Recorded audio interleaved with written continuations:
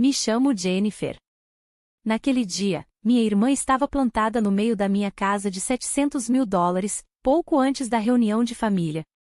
Com um sorriso presunçoso, ela soltou: nosso pai prometeu este lugar como presente de casamento para mim. Você realmente acha que isto aqui é seu? Meu pai riu, depois que eu já havia pago $650.000 por ela. Você não pertence a este lugar, acrescentou ele. Eu não disse nada, apenas peguei a escritura e enviei uma mensagem para eles. Vocês realmente acham que essa é a casa de vocês? A voz de Ana ecoou pelos tetos altos como se ela já fosse a dona do lugar. Estava na minha sala de estar, descalça agora, os saltos jogados perto da lareira, como se estivesse verificando a metragem quadrada antes de fechar negócio. Papai havia me prometido essa casa como presente de casamento.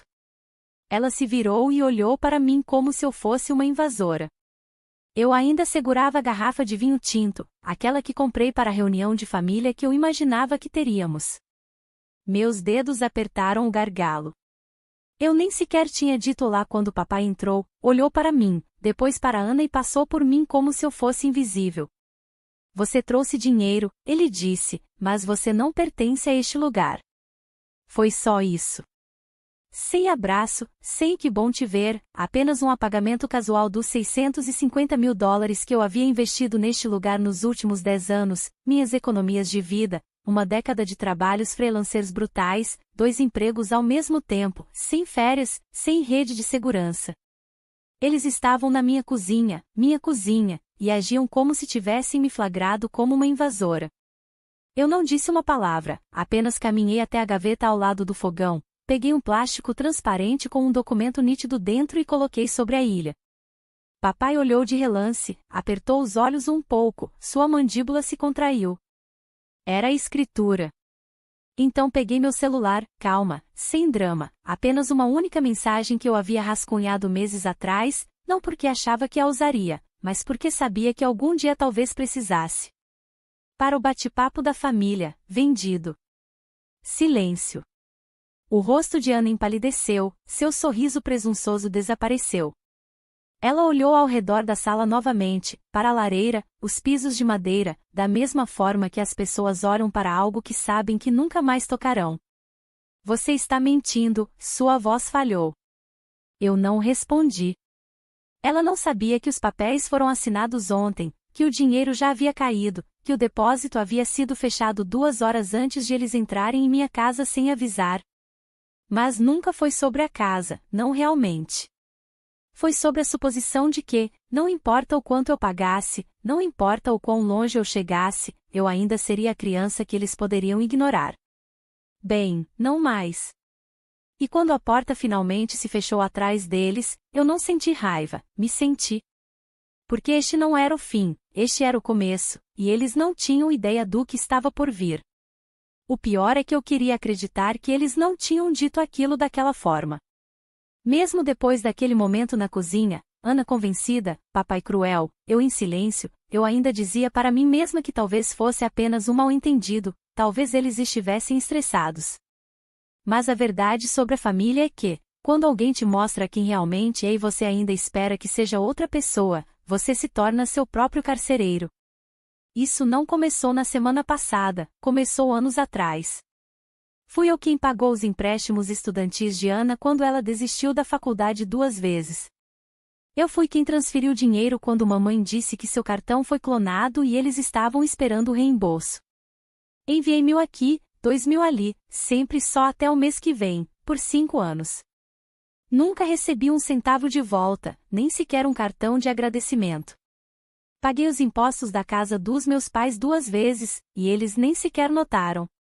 Pensaram que o condado parou de enviar avisos porque eles eram idosos. Cobri o seguro do carro de Ana por 2 anos depois que ela bateu o próprio carro. Depois ela comprou um carro novo e postou selfies com ele no Instagram com a legenda: alguns de nós simplesmente nasceram com sorte. Sem marcação, sem menção, apenas um momento roubado da carteira de outra pessoa. Ainda assim, eu não disse nada. Eu era a rede de segurança invisível. Eu ganhava um bom dinheiro, então eles achavam que tinham direito a ele, até que eu comprei aquela casa. Aquela casa mudou tudo. De repente, eu tinha algo que eles não podiam ignorar, não podiam absorver em sua bagunça, e eles odiaram isso. Começou pequeno. Uma noite, Ana enviou uma mensagem no bate-papo da família: mal posso esperar para me mudar para a casa dos meus sonhos. Grandes coisas vindo por aí. Fiquem ligados. Eu não reagi, mas vi que mamãe curtiu a mensagem. Papai respondeu: essa é a minha garota. Você sempre merece o melhor.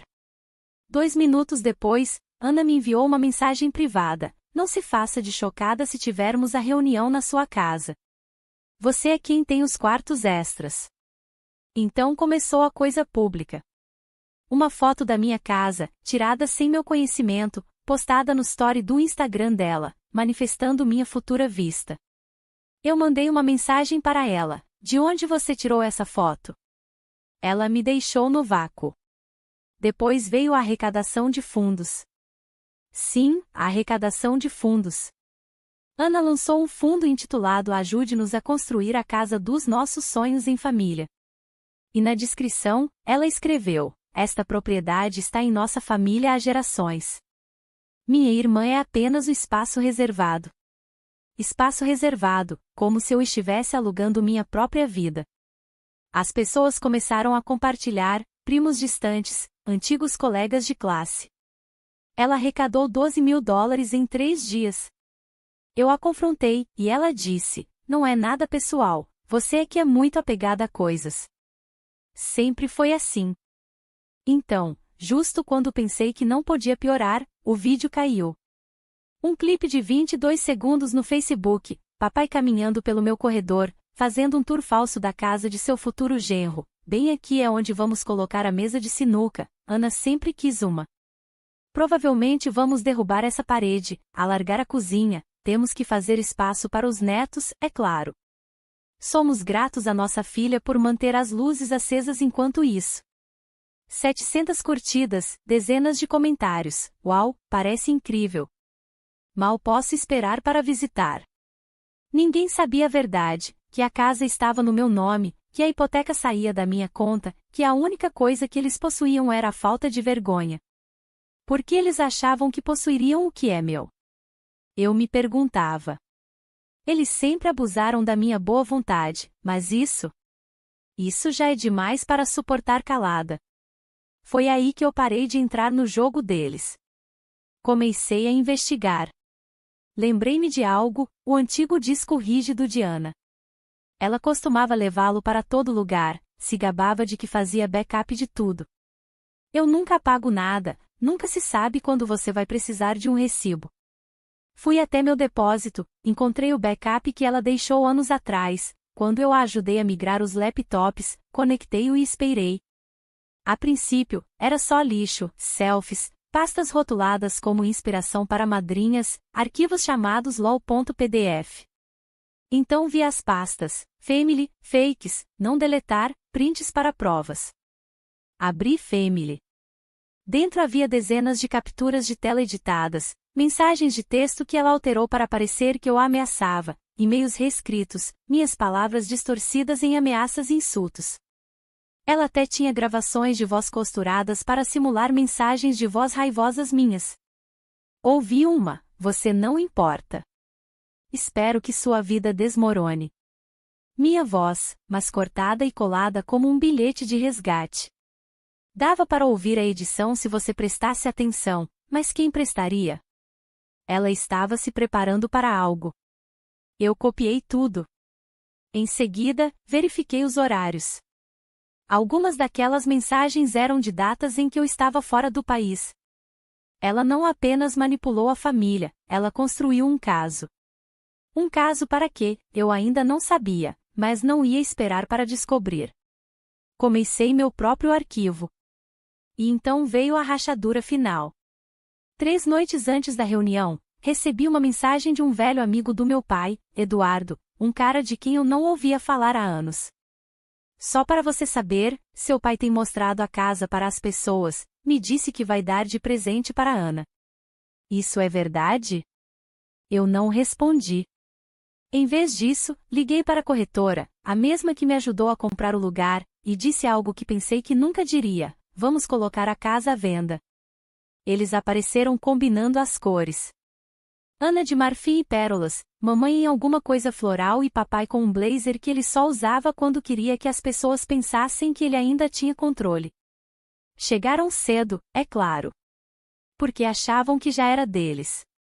A reunião deveria começar às 5, os convidados chegando por volta das 4h30, mas às 3h48 da tarde ouvi o bip do código do portão e 3 pares de passos ecoando pela entrada de mármore de uma casa que eu já havia vendido. Eu estava esperando na cozinha, calma e focada. Tinha arrumado tudo exatamente do jeito que eu queria. Papai entrou primeiro, olhou ao redor como um proprietário fazendo uma inspeção final. Então essa é a grande despedida, hein? Ele disse. Bem, antes tarde do que nunca. É só assinar os papéis de transferência depois da festa e estamos quites. Eu não respondi. Ana o seguiu, parou na sala de estar, sorriu amplamente como uma noiva caminhando para o altar. Meu Deus, mal posso esperar para pintar este lugar. Talvez aquele cinza horrível finalmente vá embora. Sem ofensa. Mamãe foi a última. Ela não disse nada, nunca dizia, apenas observava. Deixei-os falar, deixei-os se acomodarem, deixei-os subir alto o suficiente para apreciar a vista antes da queda. Então a campainha tocou. Abri a porta e lá estava ele, Lucas, o ex de Ana, aquele que ela humilhou e descartou, aquele que se mudou depois que eles o exploraram ao máximo. O rosto de Ana se estilhaçou. O que você está fazendo aqui? Lucas não respondeu. Ele entrou, acenou para mim e colocou a pasta na ilha da cozinha. Acho que é hora de a família ver a verdadeira Ana, ele disse, clara e alto. Então ele abriu a pasta. Dentro havia capturas de tela, transcrições e uma linha do tempo impressa de mensagens e gravações de voz retiradas do disco rígido que eu encontrei, datadas, verificadas, aprimoradas. Meu amigo da perícia digital me devia um favor. Ana gritou, isso é falso. Você não pode simplesmente trazer lixo para cá. Sente-se, minha voz saiu mais baixa do que eu esperava. Não soou como um apelo, soou como lei. Ela parou. Papai se moveu em direção à pasta, leu uma página, apenas uma. Seu rosto não se moveu. Então eu falei, esta é uma mensagem que Ana enviou ao chefe de Lucas, se passando por uma ex-namorada, tentando fazê-lo ser demitido. Silêncio. Esta é uma troca de mensagens falsa que ela criou entre mim e ela, onde eu supostamente a ameaçava. Peguei o tablet que havia colocado na mesa de jantar e toquei na tela.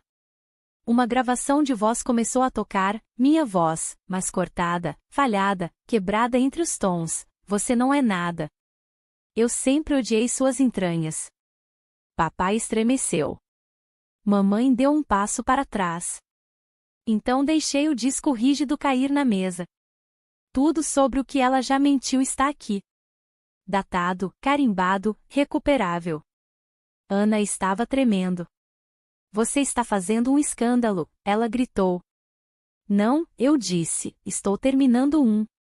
Então chegou o segundo convidado, meu avô, pai do meu pai. Ele não falava com nenhum de nós há mais de um ano, mas era a única pessoa em quem eu confiava para dizer as coisas como eram. Ele entrou, quieto e aterrorizante à sua maneira. O rosto de papai empalideceu. Vovô caminhou até a mesa, olhou os papéis, depois Ana. Você sempre foi a filha do seu pai, ele disse. Então se virou para papai, você mentiu. Você usou esta garota. Você roubou dela. E você deixou sua filha fazer pior. Papai finalmente se irritou, não entre na minha casa e... Não é sua casa, eu disse. Peguei o envelope branco do bolso de trás e deslizei-o pela mesa. Este é o acordo de transferência final. Assinado, testemunhado, fechado ontem. Ana piscou. Você vendeu a casa? Sim. Valor de mercado integral. Sem desconto, sem presente, sem herança. Mas papai disse, não pode ser. Ana se virou para ele. Você prometeu. Ele retrucou. Eu disse o que tinha que dizer. Vocês acham que isso é sobre vocês? Eu construí esta família. Vovô levantou a mão. Não, você a arruinou. Então olhei para todos eles. Para Ana, que me usou. Para a mamãe, que a deixou. Para papai, que orquestrou cada manipulação como um artista de golpes cansado executando seu truque final. Você disse que eu não pertencia a este lugar, eu disse. Então estou indo embora. Mas estou levando tudo o que vocês pensavam que era de vocês comigo. Então me virei e fui embora. Não fiquei para o resto da festa, não esperei os outros convidados chegarem. Deixei-os parados em uma casa que pensavam que possuíam, cercados por provas de que construíram suas mentiras sobre uma fundação de lealdade roubada. E a única coisa mais alta que o silêncio atrás de mim foi o som daquela porta da frente batendo. Eu não fui para casa naquela noite, nem no dia seguinte. Fiz check-in em um hotel, um daqueles silenciosos e caros que eu costumava ver de relance e pensar talvez algum dia. Reservei 2 semanas, paguei adiantado. Não porque eu não tivesse para onde ir, mas porque eu precisava de espaço. Eu precisava ficar à distância e olhar para minha vida sem eles no quadro. Serviço de quarto, café na varanda, longas caminhadas sem meu celular. Mandei uma mensagem para meu gerente dizendo que tiraria uma semana pessoal e desliguei tudo. No primeiro dia, a primeira ligação veio da minha mãe. Depois outra, depois outra. 15 chamadas perdidas em um único dia. Eu não respondi. No terceiro dia, meu pai quebrou o silêncio. O que você fez? Tudo está desmoronando. Encarei a mensagem, salvei-a em uma nova pasta intitulada Esse é o problema deles agora. No quinto dia, Ana apareceu no hotel. Ela não sabia o número do meu quarto, mas ficou no saguão com óculos de sol grandes, segurando algo na mão, um papel, uma pasta, talvez outra atuação. Eu a vi do elevador, hesitei, depois entrei novamente e deixei as portas se fecharem. Deixei-a plantada ali. No 9º dia, o tabelião ligou. O dinheiro havia sido liberado, a casa estava oficialmente vendida. A conta que eu havia aberto silenciosamente meses atrás estava agora ativa, intocável e completamente fora do alcance deles. Não senti triunfo, senti quietude. Mais tarde naquela noite, fiz algo que estava adiando há anos. Dei entrada na papelada para abrir minha própria agência, um negócio pequeno e discreto que oferecia auditorias de propriedade para pessoas que suspeitavam de abuso financeiro ou fraude familiar. Sem campanha de mídia social, sem grande revelação, apenas um site e uma lista de espera. Acontece que muitas pessoas estão cansadas de serem usadas por aqueles que afirmam amá-las. Os clientes vieram rápido, um antigo colega de trabalho, um amigo de um amigo, até um investidor de quem meu pai zombou por não ter coragem suficiente. Ele entrou em contato com um contrato e um cheque, e, pela primeira vez em anos, não me senti um plano B. Mas de volta à casa deles, o caos havia começado. Um vizinho da antiga rua me mandou uma mensagem. Sua mãe apareceu por aqui pedindo dinheiro emprestado, disse que vocês estavam tendo um desentendimento. Ela estava chorando. Eu respondi, não acredite em uma palavra. Eu não faço mais parte dessa história. Ele entendeu. Na 4ª semana, recebi uma carta do banco, confirmando que meu nome havia sido oficialmente removido de todas as contas relacionadas à hipoteca e às despesas dos meus pais. Eles agora tinham total responsabilidade financeira. Se não pagassem, a cobrança viria. Eu não hesitei, não liguei para explicar, não perguntei se eles estavam bem. Apenas excluí a última senha do meu cofre. Naquela semana, recebi uma mensagem de uma antiga colega da minha mãe. Ela diz que você mudou. Aposto que você quer destruir sua família, que você não é a mesma filha. Respondi com uma frase: eu apenas parei de me destruir. Essa foi a última resposta que dei.